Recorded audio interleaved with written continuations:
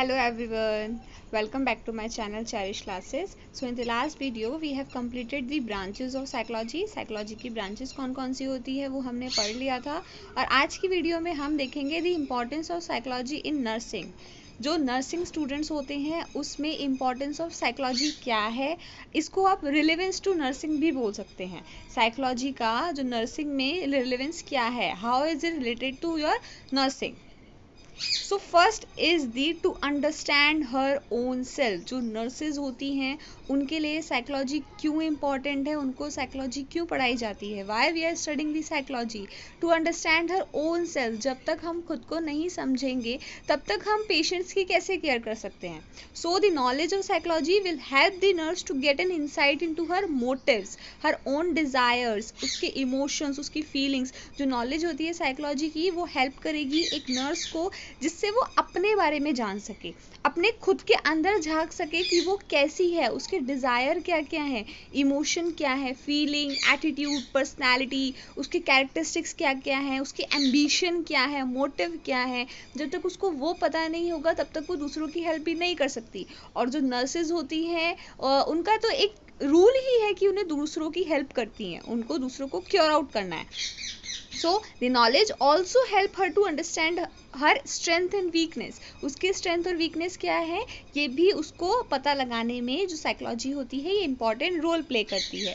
वो सिर्फ उन वीकनेसेस को ओवरकम करने की कोशिश नहीं करती जो उसके वर्क को अफेक्ट करती है, वो उसकी जो पर्सनैलिटी है. Okay, she tries to make her a personality the best. जो साइकोलॉजी है वो हेल्प करती है जिससे वो अपनी पर्सनैलिटी को बहुत अच्छे से पेश कर सके, अपनी पर्सनैलिटी को अच्छे से डेवलप कर सके. So here is the next one, that is the to understand patient. To understand patient, the psychology plays a very very important role. जो nurses होती हैं, the nurses are professionals meant for providing care to the patient. जो nurses होती है उनका तो profession ही होता है कि उनको care provide करनी है patient को, और जो psychology की knowledge होती है वो उनको help करती है जिससे वो जो patient है उसकी problems को समझ सके, ठीक है, उसकी need को समझ सके और उसकी help कर सके. She can understand the motives, attitude, perception, personally characteristics of the patient in a better way. वो साइकोलॉजी की हेल्प से समझ सकती है कि जो पेशेंट है उसका मोटिव क्या है, उसके डिज़ायर्स क्या क्या हैं, उसका एटीट्यूड ऐसा क्यों है, अगर वो अच्छा बिहेव कर रहा है तो वो अच्छा बिहेव क्यों कर रहा है, उसका पास्ट एक्सपीरियंस क्या क्या है, बैड बिहेव कर रहा है तो उसके बैड बिहेवियर के पीछे भी वो वजह जान सकती है, पर्सनली उसके कैरेक्टरिस्टिक्स क्या क्या हैं, इन अ बेटर वे वो समझ सकती है with the help of psychology. Next is the to recognise abnormal behaviour. जो एबनॉर्मल बिहेवियर होता है पेशेंट का उसको समझने में भी जो साइकोलॉजी होती है वो बहुत एक इम्पॉर्टेंट रोल प्ले करती है. साइकोलॉजी जो होती है वो सिर्फ एक फिजिकल हेल्थ केयर के लिए नहीं होती, ठीक है, कि किसी की तबीयत ख़राब है तो हमने उसको मेडिसिन दे दी, हमने उसको इंजेक्शंस लगा दिए एंड दैट्स ऑल.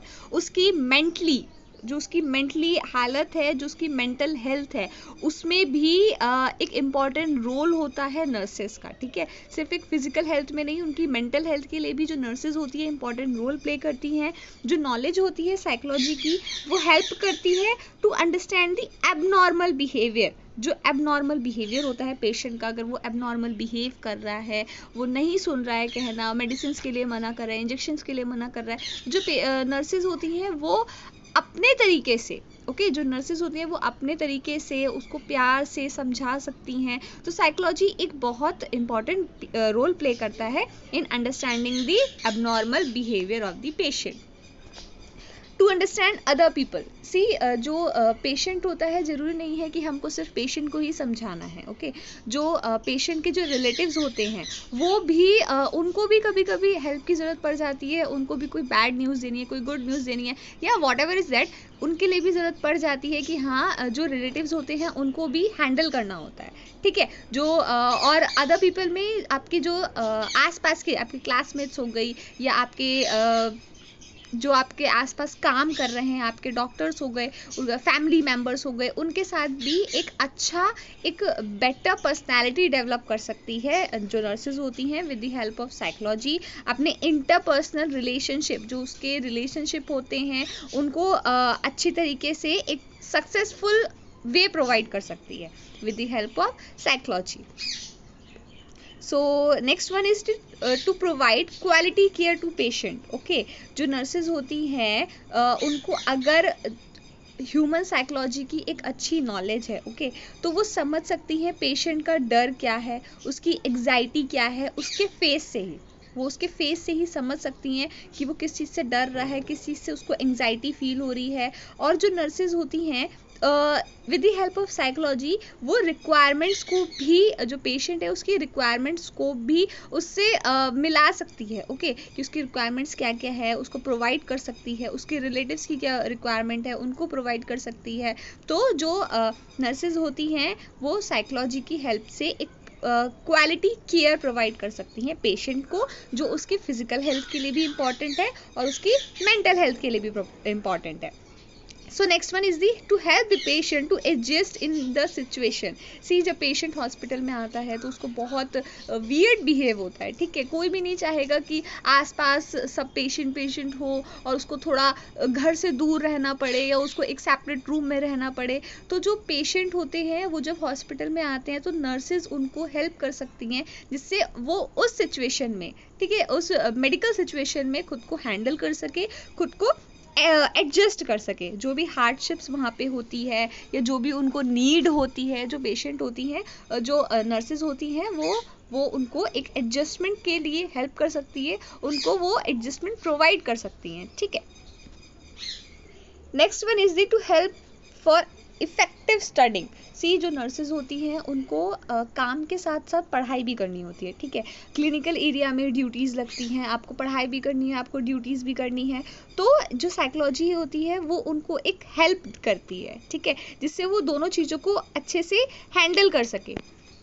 उसको करेक्ट फैक्ट पता होने चाहिए किसी भी डिजीज़ कंडीशन के, उसके ट्रीटमेंट के। तो ये तो मेडिकल एरिया है, ठीक है, कोई भी अगर डिजीज़ है तो उसका ट्रीटमेंट कैसे होगा, उसके कॉजेज़ क्या क्या हो सकते हैं, कंडीशन क्या है, इसको जानने में भी जो साइकोलॉजी होती है वो एक नर्स की हेल्प करती है। और दूसरा, वो दोनों सिचुएशन में उसको कोप करने में भी हेल्प करती है कि उसको कैसे दोनों सिचुएशंस को हैंडल करना है।